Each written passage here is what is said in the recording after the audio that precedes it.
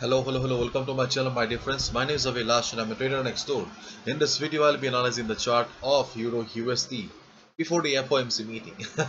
So if you're watching my videos for the first time, then please subscribe to my channel for regular market analysis, and do check out the Forex analysis playlist on my YouTube channel for the analysis of other pairs like GBP USD, Gold USD, USD JPY, and many more. So let's get started.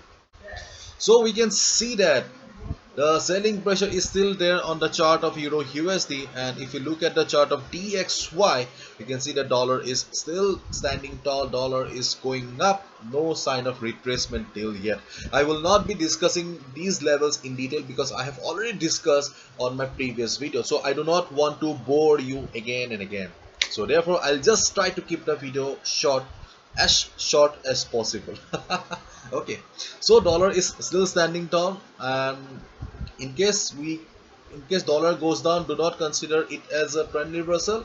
It will be just a trend, it will be just a retracement, because dollar is extremely bullish right now, and you can see the 93.60 is still the resistance for the market.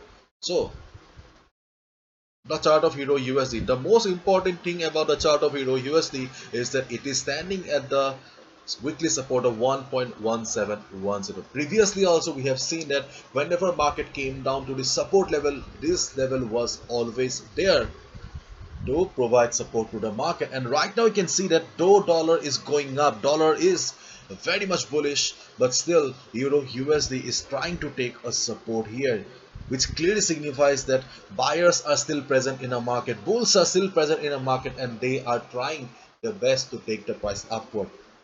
But in case there is a heavy buying on euro or US dollar, then definitely this level will be gone. Therefore, my dear friends, if you have already taken a buy position or initiated a buy position, then I'll request you to use stop loss and proper risk management. Your stop loss can be here also, but if you have if it is possible, then stop loss below this level will be the best option. Because see, looking at the present scenario of the market and the bullishness in the US dollar, there is a possibility that unlike the previous time, unlike the previous times, market may break this level. And in case market breaks the level, then definitely we can hope that market will be taking support at this level again.